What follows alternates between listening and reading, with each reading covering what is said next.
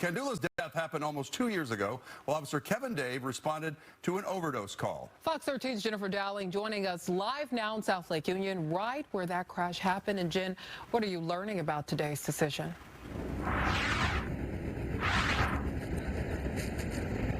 Well, it came after an OPD investigation, but we're standing near the crosswalk where Kandula was killed back in 2023. It looks a little different after some road construction was completed there. And the firing follows that OPA investigation, which stands for the Office of Police Accountability, in which they found that the officer had violated several policies.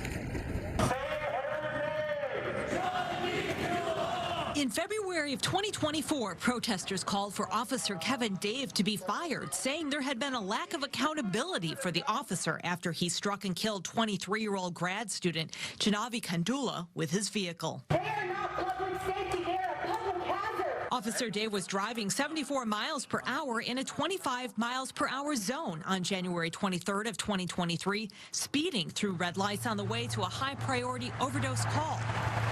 Kandula was walking along this crosswalk at Dexter Avenue North and Thomas Street when she was hit. Dave could later be seen on body camera calling dispatch for help and performing CPR. Supporters of Kandula told Fox 13 a year ago they believed she was treated by officers as if her life didn't matter. We are beyond disappointed. This is unacceptable. Just after a year after that protest, the announcement came Monday he was terminated. An internal letter from interim police chief Sue Rahr explained the decision. It read that the case was reviewed by the King County Prosecutor's Office and declined for prosecution last year. But the Seattle City Attorney's Office fined him $5,000 for negligent driving. OPA waited until both criminal and civil infraction cases were complete before completing their investigation.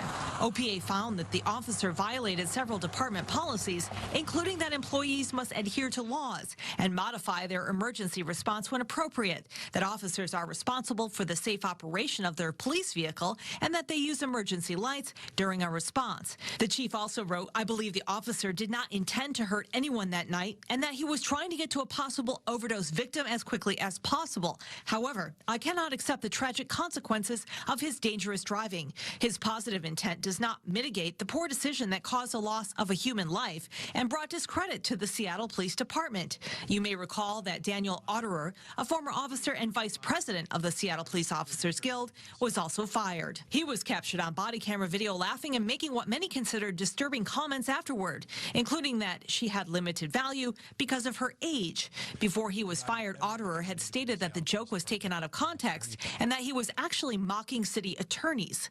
This is a sample from that recording. Just write a check. Just, yeah, $11,000. She was 26 anyway. She had limited value. And Otterer had filed a $20 million tort claim against the city, claiming wrongful termination. We reached out to his attorney to check on the status of that claim and are waiting to hear back. I also reached out to the Office of Police Accountability as well as the Police Officers Guild to try to get some comment tonight. We're also waiting to hear back. Reporting live in Seattle, Jennifer Dowling, Fox 13 News.